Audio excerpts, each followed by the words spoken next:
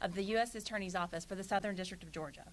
I'm fortunate today to be joined by Dave Jaffe, the Chief of the Violent Crimes and Racketeering Section of the Department of Justice, the Criminal Division, Kim Dammers, the Principal Deputy of the Violent Crime and Racketeering Section of the Department of Justice, Criminal Division, Brian Osden, the Assistant Special Agent in Charge of the Federal Bureau of Investigation, the Atlanta Field Office, Brad Snyder, the Resident Agent in Charge of the Federal Bureau of Investigation, Savannah Field Office, Bo Kadoka, the Assistant Special Agent in Charge of the Bureau of Alcohol, Firearms, Tobacco, and Explosives, the Atlanta Field Office, and Thomas Crawford, the Resident Agent in Charge of the Bureau of Alcohol, Firearms, Tobacco, and Explosives of the Savannah Field Office, Inspector Terry Howard with the Georgia Bureau of Investigation, Curry Ward, Assistant Special Agent in Charge with the Georgia Department of Corrections, the Southeast Region, Robert Johnson, Captain with McRae Helena Police Department, Lisa Treadwell, Trial Attorney with the Violent Crime and Racketeering Section with the Department of Justice, and Frank Pennington, an Assistant United States Attorney with the U.S. Attorney's Office for the Southern District of Georgia. This morning, the United States Attorney's Office, in conjunction with the Violent Crime and Racketeering Section of the Department of Justice, unsealed an 8-count indictment charging 30 defendants in connection with alleged criminal activity committed by the sex, money, murder gang members and their associates. The federal charges include racketeering, murder, drug trafficking, fraud, and firearm charges. I'd like to turn it over to Chief Jaffe to walk through the charges and the alleged scheme. You will then hear from FBI ASAC Brian Osden, as well as ATF ASAC Bo Kadoka.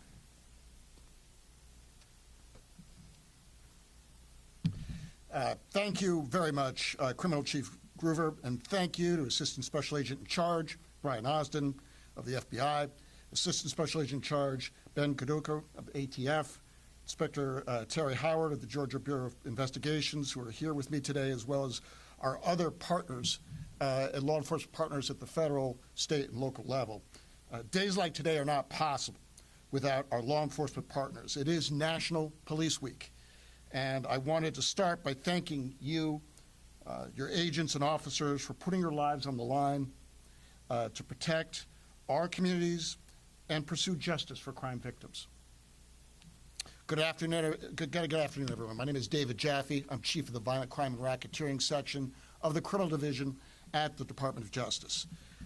Today, the Justice Department is announcing federal criminal charges against 30 members and associates of the violent sex, money, murder enterprise.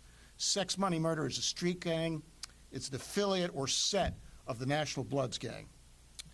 Because of the work of our investigative partners and our prosecutors, these 30 individuals are facing charges including racketeering conspiracy, murder in aid of racketeering, conspiracy to commit murder in aid of racketeering, use of a firearm resulting in death, drug conspiracy, and wire fraud conspiracy. This indictment is a testament to the diligence and dedication of the department's prosecutors and investigative partners in battling violent gangs in the greater metropolitan area of Savannah and beyond. This case reflects a sustained team effort to bring gang members and associates to justice for their tremendous violence, including murders, stabbings, and robberies, and harm they've inflicted to this community. At the outset, I want to take a step back and note that organized violent street gangs threaten the safety and security of our communities. This particular gang, the Sex, Money, Murder gang, not only engaged in murder and illegal drug trafficking, both of which contribute to loss of life and spread of addiction, but also federal program fraud, diverting financial relief intended for struggling businesses and individuals during the pandemic. These actions undermine public safety, erode institutions, and exploit systems meant to support vulnerable populations, leaving long-lasting damage in its wake.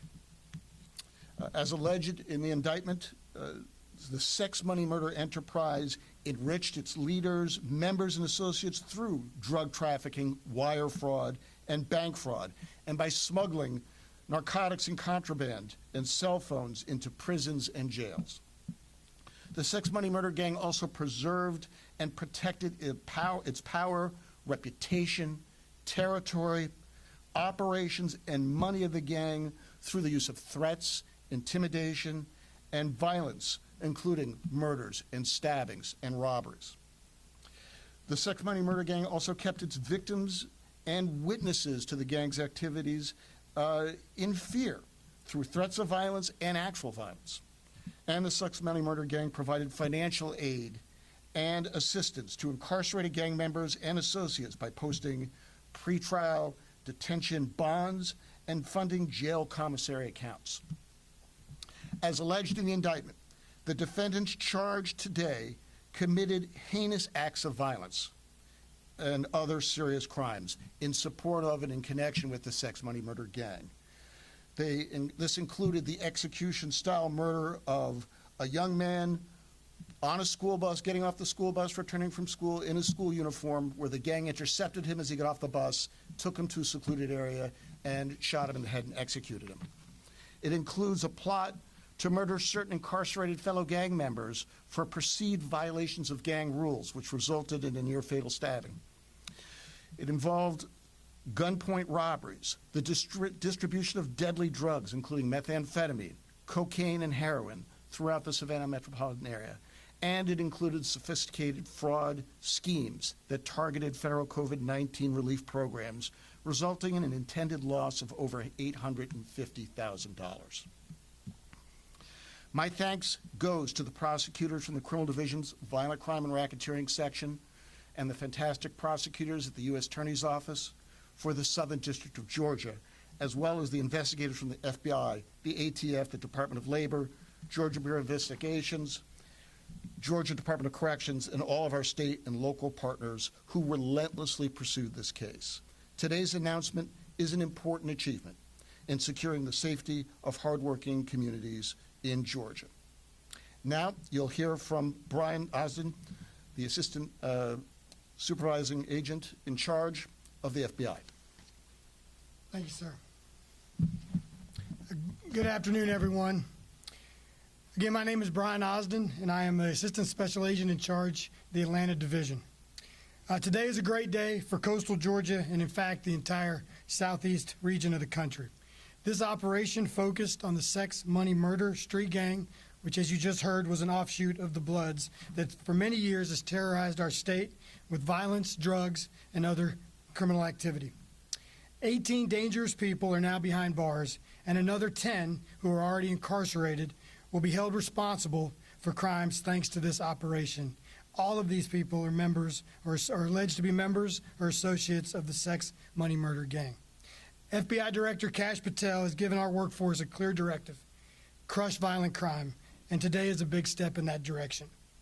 Our investigation uncovered in the indictment alleges that this gang's leadership, its members and associates, just like a large business, held board meetings and conference calls to organize itself and commit crimes ranging from murder to fraud to drug distribution. As part of this operation, as the indictment alleges, this street gang took great efforts to fund its criminal activity, to include setting up a nonprofit website called Listen to the Kids, which its main purpose was to collect donations that would help fund Sex Money Murder Street Gang. Yesterday, as part of this operation, we made arrests in Hinesville, Savannah, Augusta, and Metro Atlanta. We also made arrests across the country to include Florida, New York, New Jersey, Texas, California, North and South Carolina. I would like to thank our state, local, and federal partners who helped greatly during this 4-year investigation. These partnerships are a multiplying force across this region and our country, making a huge impact on the fight against these highly organized, violent organizations. But we still need your help. Today we are still searching for 2 individuals who have evaded capture. I have a wanted flyer, which I'll provide at the end, for 27-year-old Quinn Howard, who goes by Quinn or DBQ. If you know his whereabouts or know anything suspicious, please don't hesitate to call our anonymous tip line at FBI or 1-800-CALL-FBI or tips.fbi.gov. Thank you very much. Ben Kalaka from the ATF. Hi, how are you? Good afternoon. My name is Bo Kalatka. I'm the Assistant Special Agent in charge of ATF here in Georgia.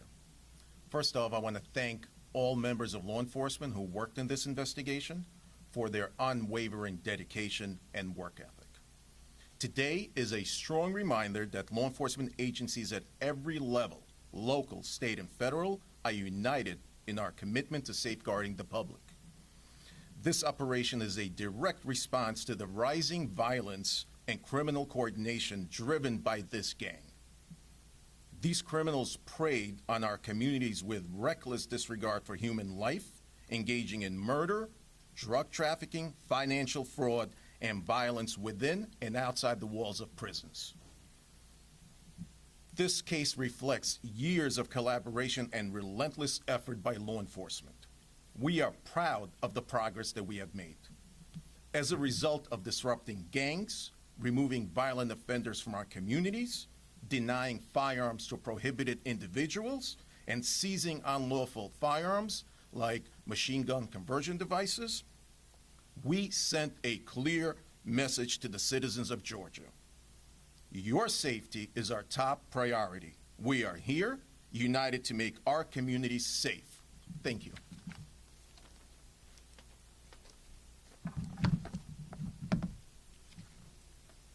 Before we open up for questions, I would also like to thank additional law enforcement partners who have provided valuable assistance during this investigation. As has been mentioned here, it is a network of law enforcement for the success that we have today. That includes the United States Postal Inspection Service, the Federal Bureau of Prisons, the Georgia Department of Community Supervision, Georgia State Patrol, Hinesville Police Department, Liberty County Sheriff's Office, Dodge County Sheriff's Office, Chatham County Police Department, Chatham County Counter-Narcotics Team, the Savannah Police Department, McRae-Helena Police Department, DeKalb County Police Department, Brunswick Police Department, Richmond Hill Police Department, and the United States Marshal Service. This indictment is an example of local, state, and federal law enforcement working together as a network to fight an allegedly deadly network of criminals who ran a criminal enterprise from within the Georgia Department of Corrections. On behalf of Ms. Lyons, our acting United States Attorney, we thank all our law enforcement partners for their steadfast commitment to investigations like this one. Thank you, Chief Jaffe, for your unwavering support and dedication from the Criminal Division and the Violent Crime Racketeering Section within the Department of Justice. We have made available to you copies of the indictment and the press release. And at this time, we are prepared to take limited questions, but please be mindful, because this is an indictment and allegations that must proceed in court, we are limited to what we can say. Yes, sir. Yes, Mr. Jaffe mentioned a killing at a school bus stop, if I heard that right.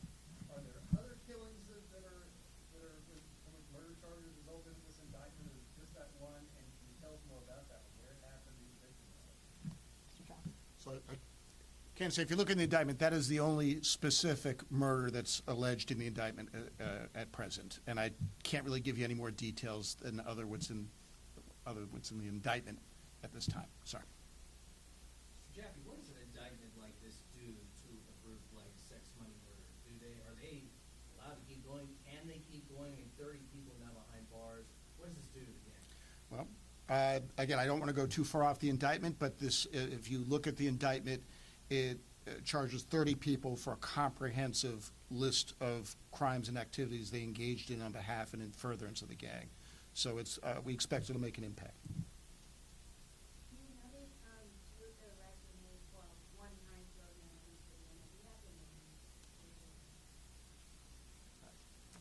At this time, we are not prepared to list all of the names. The FBI may be releasing a separate supplemental press release with respect to any fugitives that they are seeking help for.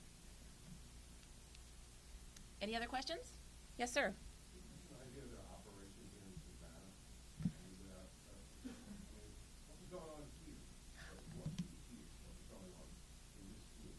The specifics of what was going on here in Savannah will be alleged in the indictment, and I would direct your attention to the indictment. It is a very detailed indictment that outlines the allegations, sir. At this point, Howard, is y'all are looking for him, he's wanted, where do y'all believe he could be? Direct that to the FBI. The Savannah-Hinesville area, we currently have folks out looking for him right now, and our hope is that we'll have him very shortly. Do y'all believe him to be armed and dangerous? Is this a threat to the public, considering you arrest all his buddies? We certainly would request, if somebody has information, they reach out to law enforcement. Don't try to, coerce them or apprehend them yourself. I would just, if you have information that you can provide, call local law enforcement or the FBI number that I provided, and we'll send a team out to make that arrest for you. Just a general question, we recently reported on a banning prosecution unit finding that the budget by Governor Kemp. How close is this to the work that you guys do? And can we count on that unit to kind of help with future indictments like this? Our office, as well as all of these partners up here, as well as the individual agencies that we worked with on this case, are happy and always partner with the Attorney General's office, as well as all of law enforcement and prosecution to work together. And so, yes, we will be partnering in the future as well.